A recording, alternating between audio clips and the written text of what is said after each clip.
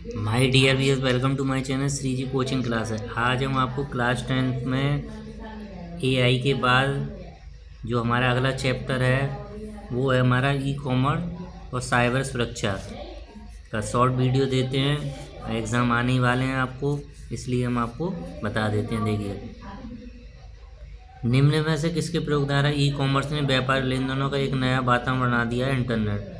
E commerce ने प्रथम बार online sale की थी 1994 में।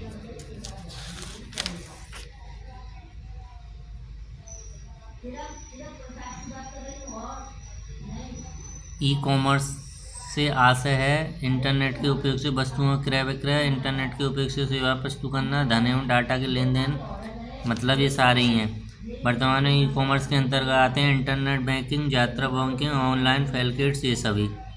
ई व्यापार सदैव इंटरनेट की सहायता से किया जाता है। ई कॉमर्स के क्षेत्र में शामिल हैं ये सभी वित्तीय सेवा, संगीत, पुस्तक, सभी है। ई कॉमर्स का सर्वप्रथम किया गया था बैंकिंग में। ई कॉमर्स संसाधन है ये सभी। सदैव इंटरनेट संचालित होता है। ई बिजनेस वस्तुओं सेवाओं का इंटरनेट क्रय होता है। इंटरनेट कॉमर्स एक इलेक्ट्रॉनिक बाजार वित्तीय और नेटवर्कों सम्मत कहलाता है। भुगतानों का आदान प्रदान भिन्न भिन्न स्थानों पर दो से अधिक उपयोगकर्ताओं के बीच दस्तावेजों को इलेक्ट्रॉनिक माध्यम से एक दूसरे को पहुँचाना है। इलेक्ट्रॉनिक डाटा इंटरचेंज और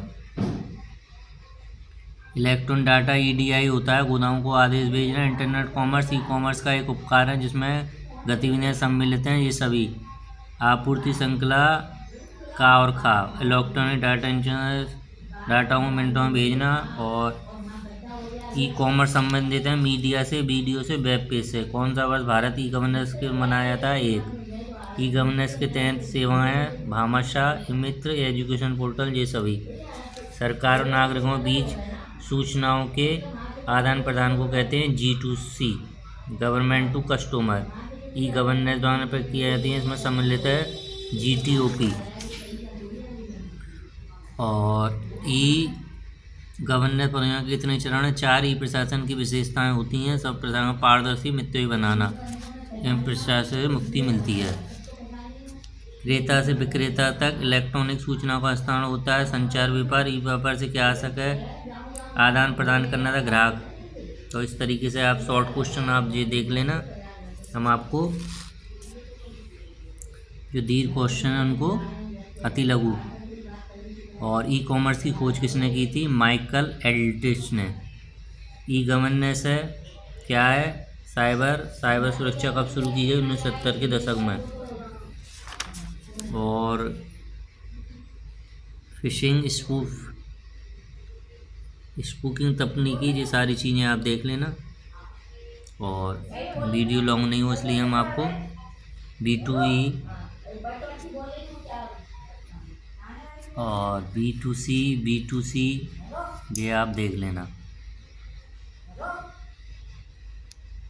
ई गवर्नेंस का है राजनीतिक है, प्रशासन है। और एक क्वेश्चन इसमें बहुत इम्पोर्टेंट है, हैकिंग, फिशिंग, स्पूपिंग, साइबर फ्रॉड। और इसकी डेफिनेशन इस निश्चित आएगी। देखिए, हैकिंग क्या होती है? इस प्रकार के साइबर क्राइम में हैकर प्रतिबंधित क्षेत्र में घुसकर किसी दूसरे इंसान के पर्सनल डाटा, सेंसिटिव इन्फॉर्मेशन को एक्सेस करता है बिना उस इंसान की अनुमति के। जैसे आजकल तो आपने देखा है ऑनलाइन बैंकिंग जो लेन देन करते हैं, तो आपसे कोई पासवर्ड या कैसे भी पता लग जाए तो वो हमारे पैसे वो फिशिंग में क्या होता है? इस प्रकार के साइबर थ्रेट में हैकर किसी विश्वसनीय बैंक के रूप में किसी इंसान को कोई मैसेज या ईमेल भेजता है जो देखने में बिल्कुल मान लगता है। इसके पीछे हैकर का मकसद इंसान की संबंधित जानकारी जैसे बैंक अकाउंट है, नंबर, डेबिट कार्ड, आधार कार्ड आदि जानकारी लेकर उसे आर्थिक नुकसान। स्पूपिंग क्या होता है? इस प्रकार के साइबर में हैकर अन्य इंसान की पहचान का इस्तेमाल करके किसी बड़े सर्वर या बड़ी कंपनी सिस्टम में अटैक कर सकता है। इस अटैक को सहारा लेकर कोई हैकर किसी की ज़िंदगी बर्बाद कर सकता है। और लास्ट है साइबर फ्रॉड। इसमें इंटरनेट के जरिए फॉलो करना, किसी का डेटा चोरी करना, ये सारी चीज़ें शामिल होती हैं। एक हमारा ई कॉमर्स का जो लॉन्ग क्वेश्चन है वो आप देख लेना। और इसके बाद आप इसकी डेफिनेशन है इनको देख लेना।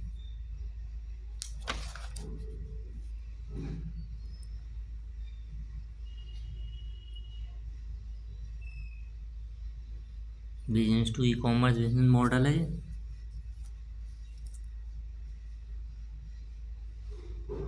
सारे आप देख लेना।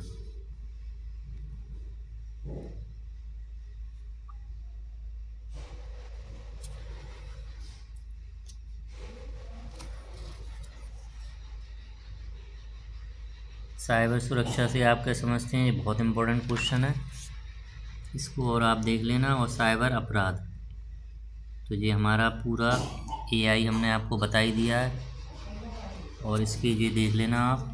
ये 2 चैप्टर इतने टफ नहीं है, इनमें ज़्यादा आपको टेक्निकल चीज़ नहीं करनी पड़ेंगी और आप इसको आसानी से कर सकते हैं। Thank you.